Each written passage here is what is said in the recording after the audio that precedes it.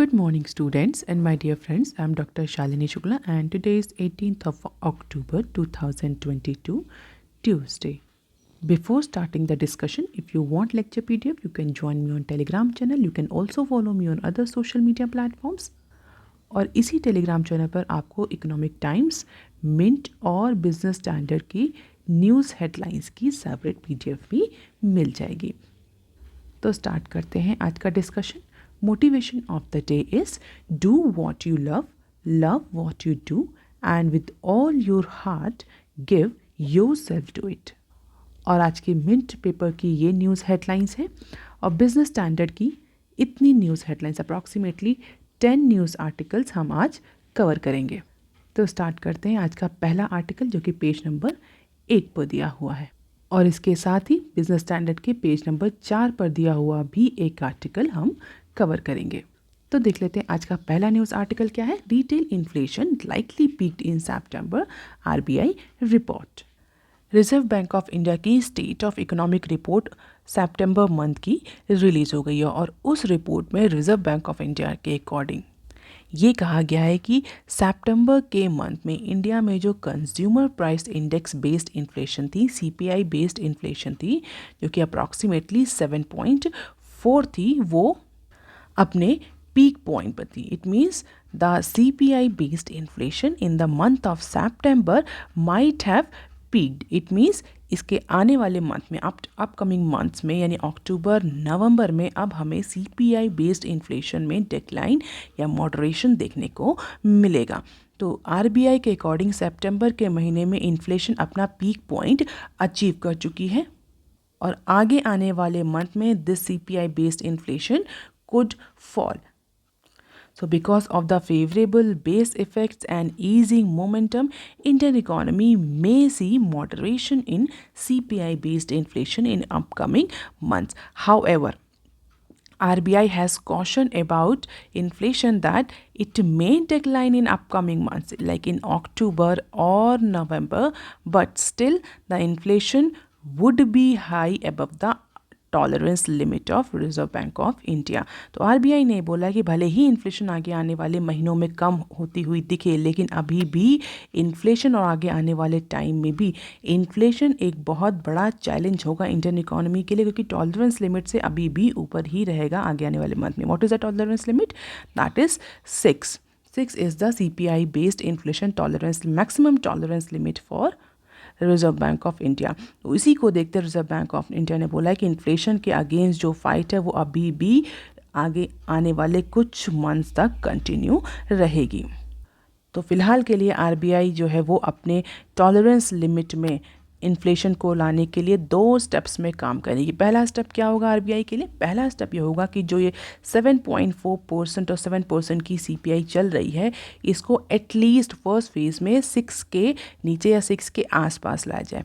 Then later on second phase में RBI will focus on lowering it around the mid point of the band, that is 4. तो 4 is the optimum target of reserve bank of India with +-2, यानी 2 to 6 tolerance limit है. तो first step में RBI 6 तक लाने की कोशिश करेगी, और सेकेंड स्टेप में इसको 4 पॉइंट तक लाने के लिए मेजर्स लिए जाएंगे as per reserve bank of India plan. तो ग्रेजुअल मैनर में रिजर्व बैंक ऑफ इंडिया काम करेगी इन्फ्लेशन को कंट्रोल करने के लिए. और यहाँ पर इसी पर्टिकुलर रिपोर्ट में रिजर्व बैंक ऑफ इंडिया ने ये भी बोला कि जो ये इन्फ्लेशन है that has been subjected to both types of factors. Which types of both factors? Epidemiological और geopolitical causes. It means pandemic की वजह से भी, क्योंकि पोस्ट पैंडेमिक रिकवरी हो रही तो डेफिनेटली इन्फ्लेशन तो आनी ही थी, और जियोपॉलिटिकल सिचुएशन जो रशिया यूक्रेन क्राइसिस चल रही उसकी वजह से ये 2 फैक्टर मिल करके इन्फ्लेशन कॉज कर रहे हैं. जैसा कि कई सारे एक्सपर्ट ने बोला भी है कि ये जो रिसेशन है, जो इन्फ्लेशन की कंडीशंस हैं, जो इस समय की इकोनॉमिक सिचुएशंस हैं, दैट आर एक्चुअली एंटिसिपेटेड. हालांकि RBI का ये कहना है कि इन दोनों फैक्टर्स के बावजूद भी reserve bank of India inflation को कंट्रोल करने के लिए काम करेगी, and this lowering of inflation and the measures taken by reserve bank of India will instil the confidence in both consumer as well as the business.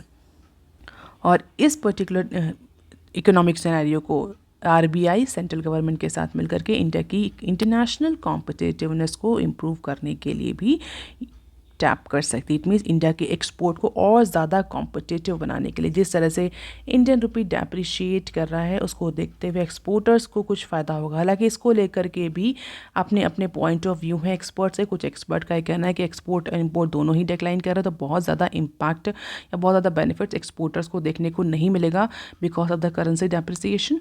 Although a segment of economist are saying that this depreciation of Indian currency may benefit the exporters। तो ये आपका सबका अपना अलग अलग opinion है इसको लेकर के। हालांकि रिजर्व बैंक ऑफ इंडिया ने अपनी रिपोर्ट में मेंशन किया है कि वो इस टाइम को, इस पर्टिकुलर इकोनॉमिक सिनेरियो को इंडिया की इंटरनेशनल कॉम्पिटिटिवनेस को इम्प्रूव करने के लिए यूज़ करे, जैसे कि जो इंडिया का एक्सपोर्ट है वो इंटरनेशनल मार्केट में कॉम्पिटिटिव हो because of the cheap prices और lower prices.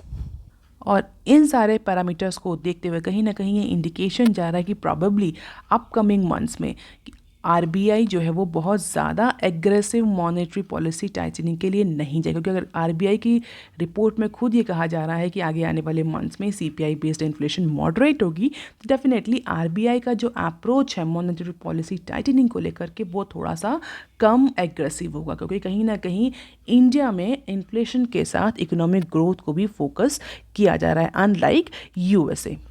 So this is a cause and effect CPI year on year basis in terms of percentage। April 30, 21 और September 30, 22 का डेटा है कि 4.23 से इंक्रीज होकर के 7.41 तक पहुंच गई। और आरबीआई कहना कि अभी पीक है, अब इसके बाद ये इसमें डिक्लाइन या मॉडरेशन देखने को मिलेगा। And on the basis of this CPI, this is the projection और the trajectory of repo rate. तो अप्रैल 1 में रेपो रेट 4% था, जो कि इन्फ्लेशन के साथ हम देखें तो बढ़ता हुआ है। स्टेप वाइज मैनर में रिजर्व बैंक ऑफ इंडिया ने डिसीजन लिए, अप्रॉक्सीमेटली 5.90 तक पहुंच गया है।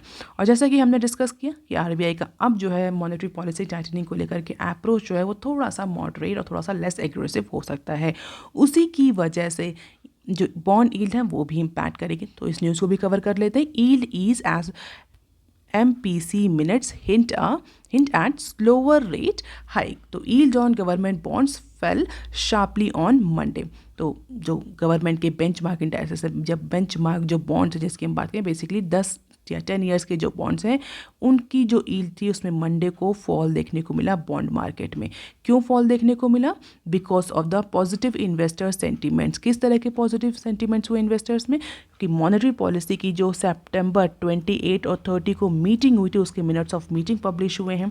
रिजर्व बैंक ऑफ इंडिया की स्टेट ऑफ इकोनॉमी की रिपोर्ट पब्लिश हुई है, और उसको देखते हुए जो इन्फ्लेशन के प्रोजेक्शन हैं, जो आरबीआई का एमपीसी का आगे का अप्रोच है, उन सबको देखते हुए एक मैसेज कम्युनिकेट हुआ है बॉन्ड पार्टिसिपेंट या बॉन्ड मार्केट में कि आगे आने वाले टाइम में एमपीसी और reserve bank of India come rate में या लेस एग्रेसिव मैनर में रेट हाइक्स में जाएगी या स्लोअर मैनर में रेट हाइक करेगी। Rate hike means policy rate hike, interest rate hike. So because of the slower pace of rate hike by Reserve Bank of India going ahead, bond prices rise when yield fall and vice versa।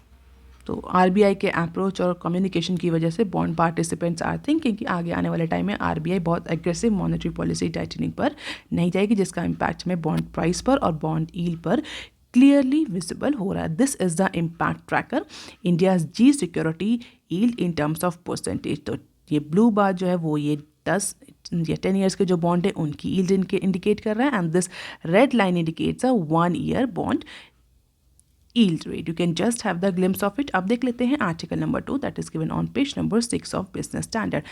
Special Interpol team for crypto crimes। The world's largest police body with approximately 195 members has decided to form a special team for what? For monitoring और curbing the crypto related crimes। तो जो world की सबसे largest police body है जिसमें approximately 195 member countries हैं, उसने मिलकर के एक स्पेशलाइज्ड टीम कॉन्स्टिट्यूट करी है सिंगापुर में। किस लिए कॉन्स्टिट्यूट करी? कंट्रीज़ को हेल्प करने के लिए कि वो क्रिप्टो क्राइम रिलेटेड और वर्चुअल रिलेटेड जो क्राइम है, वर्चुअल असेट्स रिलेटेड जो क्राइम है, उनको टैकल कर सके। क्योंकि रीसेंट टाइम में देखा गया है कि जो वर्चुअल असेट्स हैं, डिजिटल करेंसीज जैसे कि Bitcoin, Ethereum, all these are posing challenges to the law enforcement body, क्योंकि जिस तरीके से डिजिटल क्राइम इम्प्रूव हुए, डिजिटल टेक्नोलॉजी पेनिट्रेट कर रही है, उसकी वजह से डिजिटल क्राइम भी इम्प्रूव, साइबर क्राइम भी इम्प्रूव हुए हैं। और उसको टैकल करने के लिए, और ऐसे क्राइम जो जिसमें कई सारे कंट्रीज, कई सारे जुरिडिक्शंस इन्वॉल्व होते हैं, तो उस क्राइम को टैकल करने के लिए बहुत ज़्यादा चैलेंजेस आते हैं कंट्रीज, किस लॉ के बेसिस पर उस क्राइम को टैकल किया जाए। तो इसीलिए 195 मेंबर की जो इंटर पुलिस बॉडी टीम है, उसने फिलहाल के लिए एक टीम कॉन्स्टिट्यूट करी है, और ये team inter country, inter continent भी काम करेगी in order to curb the crypto related और डिजिटल एसेट रिलेटेड क्राइम्स। इसके अलावा जो क्रिमिनल्स हैं, जो अदर तरह के स्मगलर्स हैं, वो क्रिप्टो करेंसीज को बहुत ज़्यादा यूज़ भी कर रहे हैं फॉर ट्रांसफरिंग देयर मनी, अपने पैसे को एक कंट्री से दूसरे कंट्री में ट्रांसफ़र करने के लिए। क्रिप्टो का सबसे बड़ा डिसएडवांटेज है कि इसको ट्रैक नहीं किया जा सकता, जिसकी वजह से जो क्रिमिनल्स हैं, जो इलीगल एक्टिविटी करने वाले इंडिविजुअल्स हैं, वो क्रिप्टो करेंसीज को यूज़ कर रहे हैं अपने पैसे को एक जगह से दूसरी जगह ट्रांसफ़र करने के लिए। तो इस तरीके के क्राइम्स को भी ये जो लॉ एनफोर्समेंट एजेंसीज़ हैं वो एक्चुअली कवर नहीं कर पा रही हैं, एक्चुअली टैकल नहीं कर पा रही हैं, और इसी के लिए ये स्पेशल टीम कॉन्स्टिट्यूट करी गई है। अब देख लेते हैं इस न्यूज़ को थोड़ा सा डिटेल में। तो जो ये इंटरपोल स्पेशलाइज टीम कॉन्स्टिट्यूट करी गई है, ये सिंगापुर में कॉन्स्टिट्यूट करी गई है, and this help the countries to develop a legal framework को डेवलप करने में भी हेल्प करेगी, जो कि ऐसे इंस्ट्रूमेंट बनाए जाएंगे जिससे कि डिजिटल करेंसीज को ट्रैक किया जा सके, उनको सीज किया जा सके।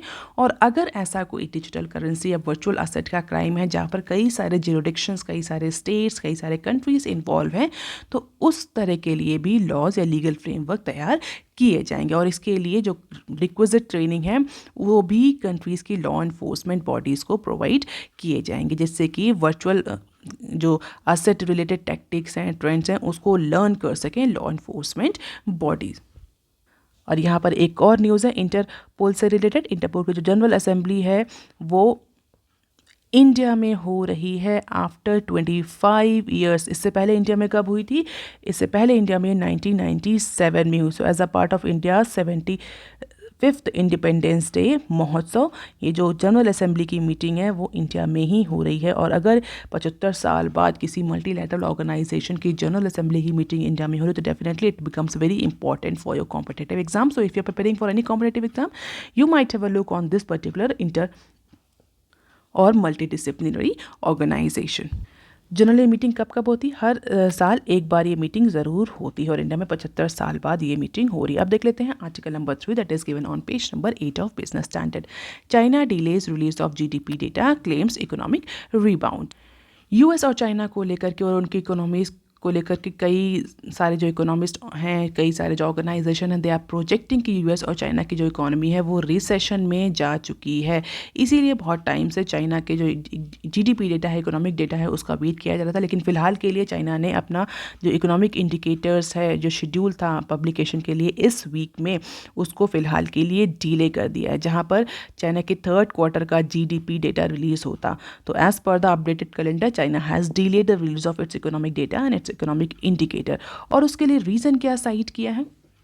रीज़न ये साइट किया है कि due to adjustment to work arrangements और economic rebound, this particular time delay has been decided. तो फिलहाल के लिए बहुत ज़्यादा कोई ऑफिशियल अनाउंसमेंट नहीं आ रहा, बट ऐसा कहा जा रहा है इकोनॉमिस्ट का, जो अदर ऑर्गेनाइजेशन है उनका ये कहना है कि चाइना इंटेंशनली ये डिले कर रहा है अपने जीडीपी नंबर्स को पब्लिश करने के लिए। हालांकि अब ये कब रीशेड्यूल होगा, कब पब्लिश होगा, इसकी भी कोई ड्यू डेट, आगे की फर्दर एक्सटेंडेड डेट नहीं दी गई है। And as per the Reuters poll, GDP was expected to have expanded approximately 3.4% in the month of July and September. तो कुछ ऑर्गेनाइजेशन ये भी कह रहा है कि चाइना की जो जीडीपी है वो एक्सपेंड हुई होगी इस ड्यूरेशन में। और कुछ पॉलिटिकल एक्सपर्ट का ये भी कहना है कि जो ये इकोनॉमिक डेटा डिले किया जा रहा है, इसका कोई रीज़न ये नहीं कि इंडिया की जो चाइना की जो बैड इकोनॉमिक परफॉर्मेंस है, इसका डिले फ़िलहाल के लिए ये है कि जो वर्ल्ड है वो जो की मैसेज अभी डिलीवर किया गया है ताइवान को लेकर के, चाइना ने जो डिलीवर किया उस पर वर्ल्ड का फोकस रहे, मीडिया का फोकस रहे, rather than on Chinese economic data. तो इसलिए ये जो इकोनॉमिक डेटा रिलीज़ है ये पोस्टपोन किया जा रहा है। अलग अलग एक्सपर्ट की अपनी अलग अलग राय है। ओवरऑल चाइना ने फिलहाल के लिए अपना Q3 का जो डेटा है उसको आगे आने वाले टाइम के लिए पोस्टपोन कर दिया है। इसके ही साथ एक और न्यूज़ भी दी हुई है इसी पर्टिकुलर सेक्शन में, उसको भी कर लेते हैं यहीं पर। 1 million near iPhone factory in Zhengzhou lockdown. तो आईफोन मैन्युफैक्चरिंग हब जो कि चाइना में कहा जाता है जो उस पर्टिकुलर सिटी को, वहाँ पर लॉकडाउन है because of the new strain of corona virus, जिसकी वजह से जो आईफोन है उसका प्रोडक्शन इम्पैक्ट कर रहा है। 1 million near iPhone factory in Zhengzhou lockdown. तो रिस्ट्रिक्शंस इंक्रीज़ होने की वजह से, केसेस इंक्रीज़ होने की वजह से और चाइना की ज़ीरो कोविड पॉलिसी की वजह से जो आईफोन मैन्युफैक्चरिंग है स्पेशली चाइनीज़ लैंड पे वो इम्पैक्ट कर रही है एज़ पर दिस स्टडी। और डेफिनेटली जिसकी वजह से कंपनी को ह्यूज लॉस भी फेस करना पड़ सकता है। द फॉक्सकॉन टेक्नोलॉजी ग्रुप जो प्लांट है जो कि एक्चुअली इस डिस्ट्रिक्ट में लोकेटेड है भी नहीं, उसको भी शट डाउन कर दिया गया है। तो जो चाइना की ज़ीरो कोविड पॉलिसी है इसका इम्पैक्ट चाइना की जो इकोनॉमिक रिकवरी है उस पर क्लियरली विजिबल भी हो रहा है। आप देख लेते हैं some other news clips. BS4 Phase 2 diesel car cost में राइज बाई ₹80K। जो डीजल पावर्ड कार है उनकी जो मैन्युफैक्चरिंग कॉस्ट है वो बढ़ने जा रही है because of the implementation of second phase of Bharat stage 4। तो भारत स्टेज 4 कमीशनिंग की वजह से, उसके एमिशन नॉर्म्स की वजह से जो डीजल कार है उसके जो प्राइस हैं अप्रॉक्सीमेटली 80,000 तक इंक्रीज हो सकते हैं और इसका इम्पैक्ट कंज्यूमर के पॉकेट पर देखने को मिलेगा। तो as per the recent rules require by automobiles to abide by cars to be compliant with the real driving emission norms, जिसको हम RDE norms भी बोलते हैं। और बेसिकली इस नॉर्म के तहत जो भी पॉल्यूटेंट हैं जो कि एमिट हो रहे हैं किसी भी व्हीकल से, उसको मेजर किया जा सकेगा कि कितना पॉल्यूटेंट उस पर्टिकुलर व्हीकल से एमिट हो रहा है इन्वायरमेंट में, अनलाइक अ लेबोरेटरी टेस्ट। और यही जो नॉर्म्स है, इन नॉर्म्स का कंप्लायंसेस करने में जो कॉस्ट ऑफ प्रोडक्शन है डीजल व्हीकल की वो 75,000 से 80,000 तक इंक्रीज़ हो रही है और जो पेट्रोल व्हीकल हैं उनकी कॉस्ट 25,000 से 30,000 तक इंक्रीज़ हो रही है। तो आगे आने वाले टाइम में जो ऑटोमोबाइल सेगमेंट है स्पेशली 4 व्हीलर, उसमें प्राइस इंक्रीज़ देखने को मिलेगा। ऑलरेडी चिप शॉर्टेज से कंपनीज जो हैं वो इम्पैक्ट कर रही हैं, रॉ मटेरियल की कॉस्ट जो है वो भी इंक्रीज़ करी है, कमोडिटीज़ के प्राइसेस बढ़ रहे हैं, उसका भी इम्पैक्ट ऑटोमोबाइल्स के प्राइसिंग सिस्टम पर देखने को मिलेगा। और इस तरीके से जिस तरीके से भारत 4 इंजन का इम्प्लीमेंटेशन भी इसी टाइम ड्यूरेशन में आ गया, उसका भी इम्पैक्ट कॉस्ट ऑफ मैन्युफैक्चरिंग पे क्लियरली विजिबल होगा। डेफिनेटली उसकी वजह से जो प्राइस है मार्केट में वो भी इंक्रीज़ करेंगे। प्राइस इंक्रीज करेंगे तो डेफिनेटली डिमांड पर भी बहुत ज़्यादा इम्पैक्ट देखने को मिलेगा। And automobile sector is one of the very important key sector for any country, even especially country like India where demand is so high. अब देख लेते हैं next clip. 140 million pulled out of poverty in India since 2015 and 16 UNDP। तो UNDP ने अपना latest assessment publish किया है। UNDP stands for united nation development programme. तो यूएनडीपी ने इंडिया की पॉवर्टी को लेकर के, more specifically multi dimensional poverty को लेकर के अपनी recent report, recent analysis, recent projection publish किए हैं। और यूएनडीपी के अकॉर्डिंग इंडिया की जो मल्टी डायमेंशनल पॉवर्टी है वो 2015 और 16 में अप्रॉक्सीमेटली 140 मिलियन तक फॉल करी है।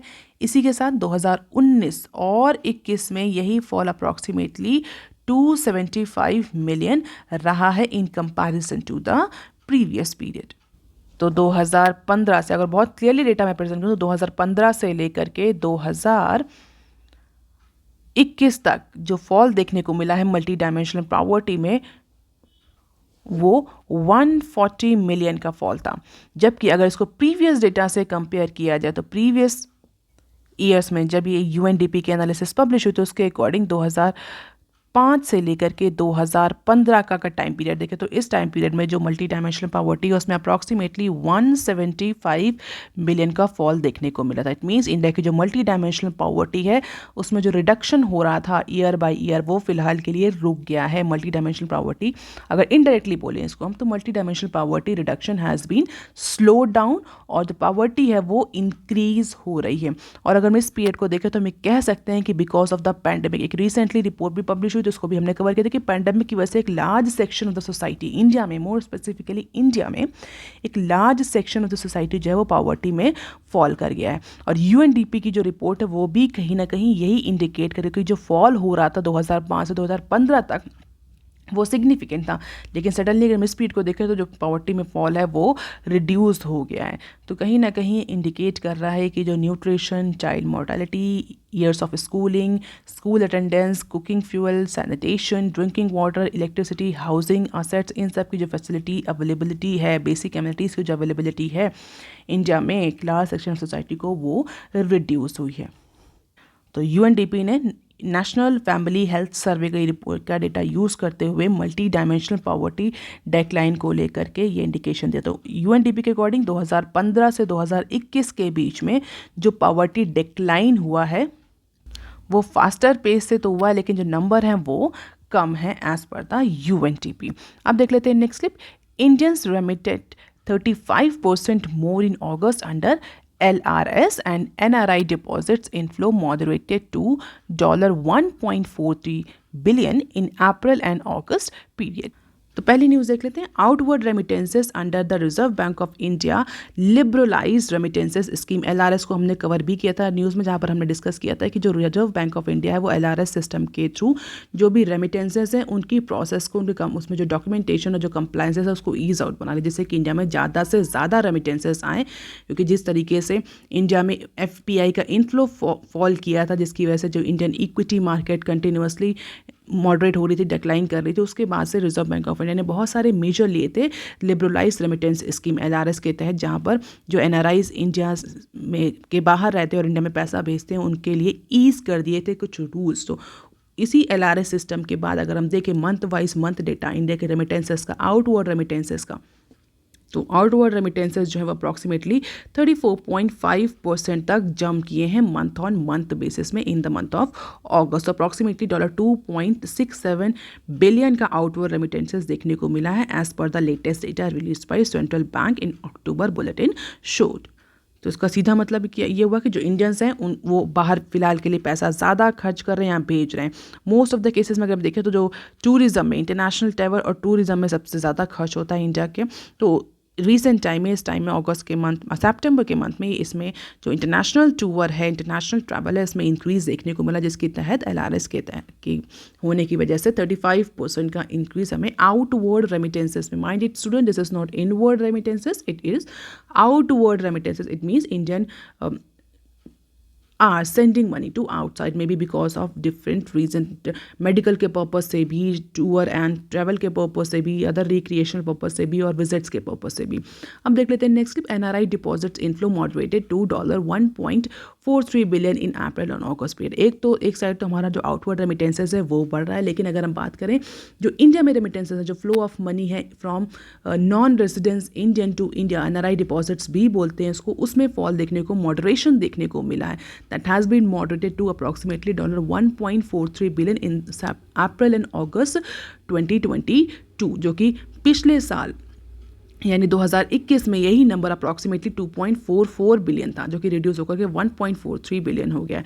तो जो NRI का जो इनवर्ड हम कह सकते हैं रेमिटेंसेस हैं उसमें डिक्लाइन देखने को मिला है 2022, यानी Q1 और Q2 का अगर हम डेटा देखें फाइनेंशियल ईयर 23 का, तो उसके कंपैरिजन में दोनों ही क्वार्टर में काफ़ी ज़्यादा डिफरेंस है। So outstanding NRI deposits decline to $134.68 billion at the end of August 2022 from $141.52 billion a year ago. तो आउटवर्ड रेमिटेंसेस तो हमारे बढ़ रहे हैं, बट जो इनवर्ड जो आ रहा है रेमिटेंसेस, जो इनवर्ड मनी आ रहा है उसमें डिक्लाइन देखने को मिल रहा है in comparison to last year data. अब देख लेते हैं next clip. Wheat price rise normal have enough stock government. Past few weeks में जो वीट के प्राइस हैं वो कंटिन्यूसली इंक्रीज़ हो रहे हैं, और इसकी वजह से जो पॉलिसी मेकर्स है उनका ये कहना है कि प्रोबेबली इंडिया में जो वीट प्राइस है, जो वीट का स्टॉक है वो अवेलेबल नहीं है, इसकी वजह से जो वीट के प्राइस हैं वो कंटिन्यूसली बढ़ रहे हैं। हालांकि इस इंक्रीजिंग वीट प्राइस को लेकर के सेंटर ने अपनी क्लैरिफिकेशन दी है कि this particular increase in wheat price in past few weeks is completely normal on account of low base because of the rate has been artificially dressed last year. तो last year के comparison में आप compare कर रहे हैं, तो अगर हम देखें लास्ट ईयर तो व्हीट के जो प्राइस थे वो आर्टिफिशियली ड्रेस किए गए थे, जिसकी वजह से लोअर प्राइस थे। तो लास्ट ईयर ज़्यादा लोअर प्राइस थे, जिसकी वजह से इस बार हमें व्हीट प्राइस में ज़्यादा इंक्रीज देखने को मिलना है इन टर्म्स ऑफ परसेंटेज। तो बेसिकली सेंट्रल गवर्नमेंट का ये कहना है कि लो बेस प्राइस इफेक्ट विजिबल हो रहा है। पिछले साल कुछ ज़्यादा ही लो प्राइस थे आर्टिफिशियली जिसको लो किया गया था, जिसकी वजह से इस बार इस पर्टिकुलर सीजन में व्हीट के प्राइस इंक्रीज होते हुए दिख रहे हैं। इसी के साथ सेंट्रल गवर्नमेंट ने ये भी एश्योर किया कि इंडिया के पास एम्पल स्टॉक है व्हीट का। ऐसा कोई भी नहीं कि जो स्टॉक्स हैं वो फॉल कर रहे हैं, जो रिजर्व्स हैं व्हीट के वो फॉल कर रहे हैं, इसकी वजह से अवेलेबिलिटी नहीं हो रही है, प्राइस इंक्रीज कर रहे हैं, तो ऐसा नहीं है। The situation is under control. और पेडी प्रोक्योरमेंट को लेकर के भी जिस तरीके से मानसून ने डिस्ट्रक्शन किया, उसके बाद बहुत ज़्यादा इस बात को लेकर स्पेकुलेशन है कि इस बार जो पेडी का प्रोडक्शन होगा, धान का प्रोडक्शन होगा, वो बहुत ज़्यादा इम्पैक्ट करेगा बिकॉज ऑफ द डिस्टर्प्टेड मानसून। तो फिलहाल के लिए गवर्नमेंट ने पेडी प्रोडक्शन को लेकर के, प्रोक्योरमेंट को लेकर के भी अपने नंबर्स दिए और बोला कि अभी फिलहाल के लिए as of now paddy procurement till October 16 is under control. However, the PM expressed the concern over the high import bill of edible oils, more specifically palm oil. तो edible oil जो है उसके import को लेकर के हमारे जो प्रधानमंत्री हैं उन्होंने concern express किया है कि इंडिया का जो import bill है, more specifically edible oil का, fertilizer का, crude oil का, that needed to be taken care of. अगर इंडिया चाहता है कि उसके external imbalances ना हो, import bill थोड़े से fall करें, तो इन तीनों सेगमेंट पे इंडिया को सेल्फ रिलायंट होना पड़ेगा। तो फिलहाल के लिए एडिबल ऑयल पर ज़्यादा कंसंट्रेशन है गवर्नमेंट का। And that is all for today, students. If you want lecture PDF, you can join me on Telegram channel. You can also follow me on other social media platforms. If you have any query and suggestion, you can write on comment section below. Please like, share and subscribe. Thank you. Have a nice day.